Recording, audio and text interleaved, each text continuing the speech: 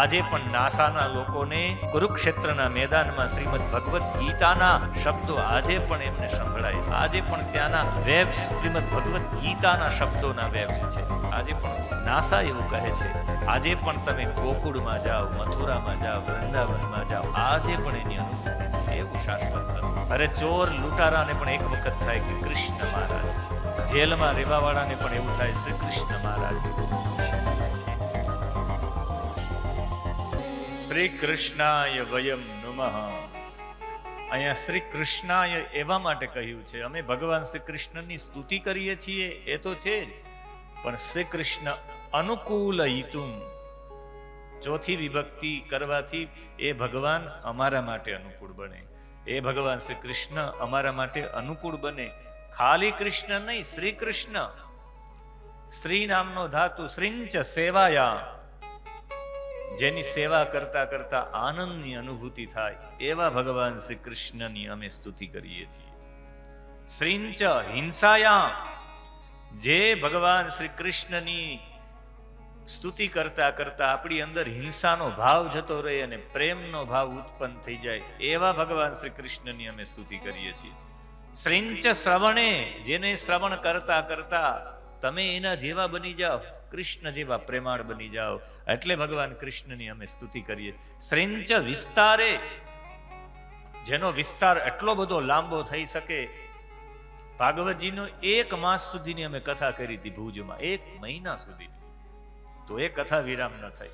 આટલો વિસ્તાર થઈ શકે એવા ભગવાન કૃષ્ણની એક એક લીલાનો જેટલો વિસ્તાર કરવો એટલો થઈ શકે એવા ભગવાન શ્રી કૃષ્ણને અમે સ્તુતિ કરીએ છીએ, જે સચ્ચિદાનંદ રૂપ છે. સતનો મતલબ થાય સચ્ચિત અને આનંદના સ્વરૂપ છે. સત એટલે શાશ્વત, દરેક પળે એનો અનુભવ કરી શકાય. એક ક્ષણ તો બતાવો કૃષ્ણનો અનુભવ ન કરી શકાય એવા ભગવાન કૃષ્ણની અમે સ્તુતિ કરીએ છીએ. એક એક ક્ષણે અનુભવાય. સુવા જાવ ત્યારે પણ અનુભવી શકાય, જાગો ત્યારે પણ અનુભવી શકાય, ચાલો ત્યારે પણ અનુભવ કરી શકાય. અરે તમે વાત કરો ત્યારે પણ અનુભવ કરી શકાય. શાશ્વત છે કૃષ્ણ. એવા ભગવાન શ્રી કૃષ્ણને અમે સ્તુતિ કરીએ છીએ, શાશ્વત છે. આજે પણ નાસાના લોકોને કુરુક્ષેત્રના મેદાનમાં શ્રીમદ ભગવદ્ ગીતાના શબ્દો આજે પણ એમને સંભળાય છે. આજે પણ ત્યાંના વેબ્સ શ્રીમદ ભગવદ્ ગીતાના શબ્દોના વેબ્સ છે. આજે પણ નાસા એવું કહે છે, આજે પણ તમે ગોકુળમાં જાઓ, મથુરામાં જાઓ, વૃંદાવનમાં જાઓ, આજે પણ એની અનુભૂતિ છે. એવું શાશ્વત તત્વ. અરે ચોર લૂંટારાને પણ એક વખત થાય કે કૃષ્ણ મારા છે. જેલમાં રહેવાવાળાને પણ એવું થાય શ્રી કૃષ્ણ મારા છે. અરે ગાડી ચલાવવાળાને પણ એવું થાય શ્રી કૃષ્ણ મારા છે.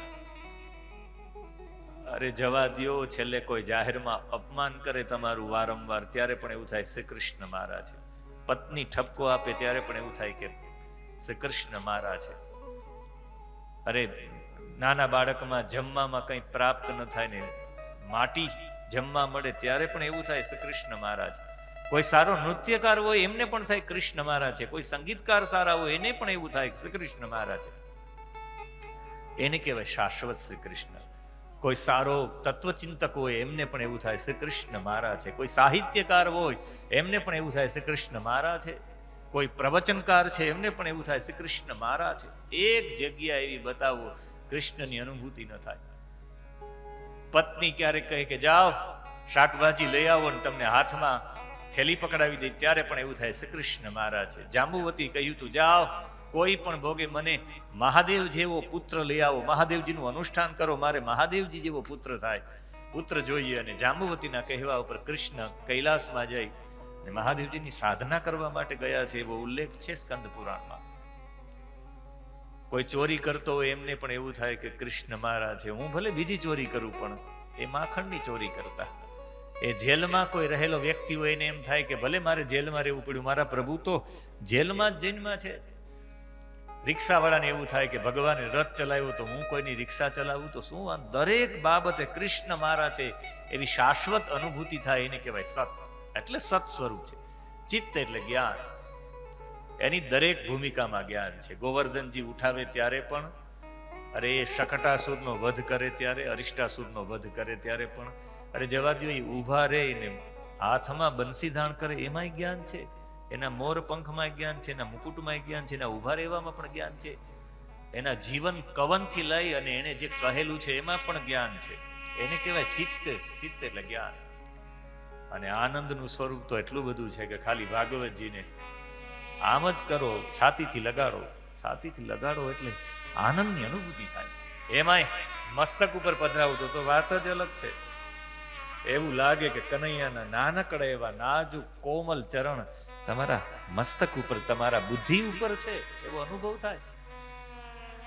આખા વિશ્વની ઉત્પત્તિ એટલે જગતની અંદર સારા વિચારો ઉત્પન્ન કરનારા પણ ભગવાન કૃષ્ણ છે. એ વિચારોને લાંબા સમય સુધી ટકાવવા માટે પોષણ જોઈએ એ પણ કરનારા ભગવાન શ્રી કૃષ્ણ છે. એમની કથા છે. એ શ્રી કૃષ્ણ આપણી અંદર રહેલા દુર્ગુણોને દૂર કરવાની પદ્ધતિ પણ ભગવાન શ્રી કૃષ્ણમાં છે. એટલે વિશ્વની ઉત્પત્તિ, સ્થિતિ અને લયના હેતુ પણ એ છે. ત્રણેય પ્રકારના તાપ છે, આધિદૈવિક, આધિભૌતિક અને આધ્યાત્મિક, એને પણ દૂર કરનારા છે. એવા શ્રી કૃષ્ણની અમે સ્તુતિ કરીએ છીએ.